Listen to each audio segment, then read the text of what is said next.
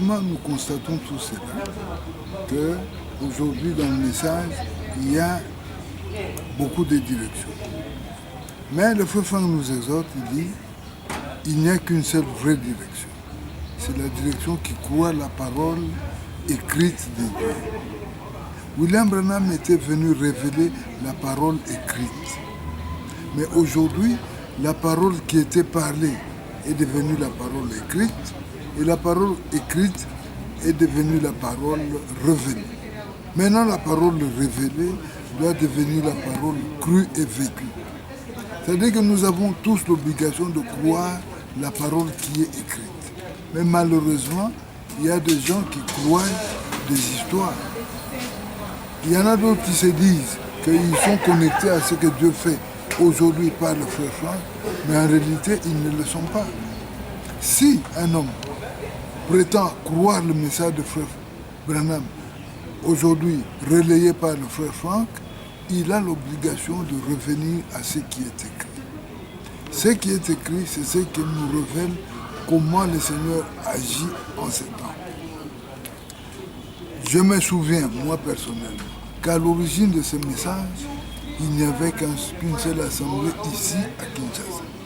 Tout le monde se réunissait à Rigini. Mais après le passage des frères d'autres tendances, notamment le frère Ferguson, le frère Morin, les frères ont eu la fausse impression que le frère Franck ne répondait pas, c'est-à-dire qu'il ne donnait pas le message dans son entièreté. Le message pour eux c'était quoi? Il fallait croire le tonnerre. Alors que le tonnerre, selon ce qu'eux prétendent, ne sont jamais écrits. Or, nous avons l'obligation de ne prêcher que ce qui est écrit. Parce que c'est ce que dit la Bible. Dans Apocalypse 10, l'Écriture dit, Jean dit que j'avais entendu ce qu'avait dit cet tonnerre. J'étais prêt à écrire, mais une voix m'interdit de pouvoir l'écrire. Il me dit, n'écris pas ce qu'on dit de cet tonnerre. C'est là où nous nous posons la question. Ceux qui prétendent avoir la révélation de ce tonnerre, de qui l'ont-ils reçu? Parce que même le mandataire, le frère Branham, le prophète de Dieu, n'a rien dit à ce sujet. C'est pourquoi nous sommes étonnés de voir qu'aujourd'hui, il y a des hommes qui prétendent qu'ils ont reçu cela. Et partant, ils ont égaré beaucoup de gens et ils ont, à l'occasion, fait beaucoup d'orientations. Il y a plusieurs orientations dans ceux qui croient le tonnerre. Il y a ceux qui croient que le tonnerre, ce sont les 7 voies de Dieu. Le tonnerre, ce sont les 7 vertus. Le tonnerre, un nombre impressionnant de révélations. Mais alors que là, sur un point, la révélation ne peut avoir qu'une seule signification, aussi la seule vérité.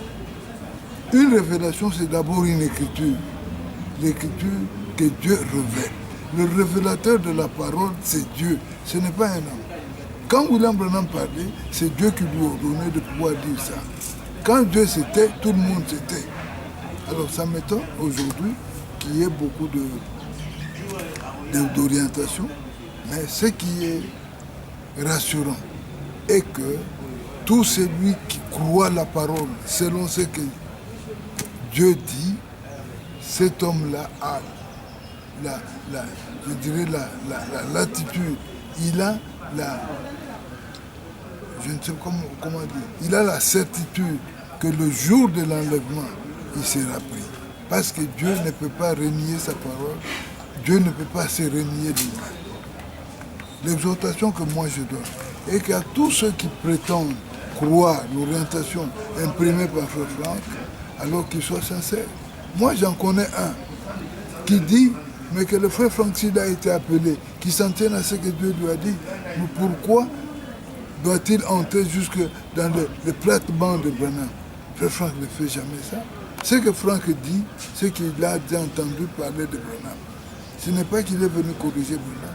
Mais ce monsieur-là prétend, quand le frère Franck a venu à Kinshasa ici, il était là au stade. Mais, en réalité, il ne croit pas dans ce message. dans l'orientation imprimée par Frère. C'est pourquoi je dis, mes frères, que c'est un faux débat. Il peut y avoir 500 orientations, mais au milieu de là, il y en a une qui est l'orientation vraie, l'orientation véritable de Dieu, que le Seigneur imprime aujourd'hui avec son peuple. Et c'est ce peuple-là qui, au bout de la course, sera enlevé. Le problème, ce n'est pas de suivre Frère Franck.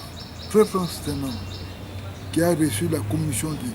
Mais le problème, c'est d'avoir une relation personnelle avec le Seigneur. Tu connais le Seigneur te connaît. Si tu es ainsi, tu ne peux pas négliger ton frère. Quel que soit le problème, tu vas le saluer, tu auras des relations bien définies entre toi et lui. Si tu vois un homme afficher un tel comportement, c'est qu'il n'a pas eu une relation intime entre Dieu et lui. Le Seigneur ne nous a pas ordonné de pouvoir mépriser quelqu'un, non. Même si l'homme est fautif, l'amour de Dieu en toi fera que tu vois que cet homme-là est quand même récupérable. Tu ne vas pas le dédaigner, non. Tu ne vas pas le négliger, non. Tu seras porté à aller vers lui et essayer de partager avec lui son erreur là. Essayer de le relever. L'Écriture dit que c'est lui qui aura ramené un pécheur sur la bonne voie. Ce sera attiré sur sa tête beaucoup de bénédictions. Mais nous voyons le contraire ici. Que dit? Il y a peu qui ont fait de bonnes expériences. Dieu, c'est un Dieu de diversité. Dieu est le Dieu de plusieurs enfants. Mais chacun croit que c'est lui qui est fils de Dieu. Alors, c'est bien malheureux. Mais j'aurais voulu, mon frère, que nous arrivions à vivre de tels moments. Nous espérons qu'avant son retour, le Seigneur, à qui rien n'est impossible, pourra rendre cela possible. Si cela pouvait se produire, alors ça serait vraiment quelque chose de bon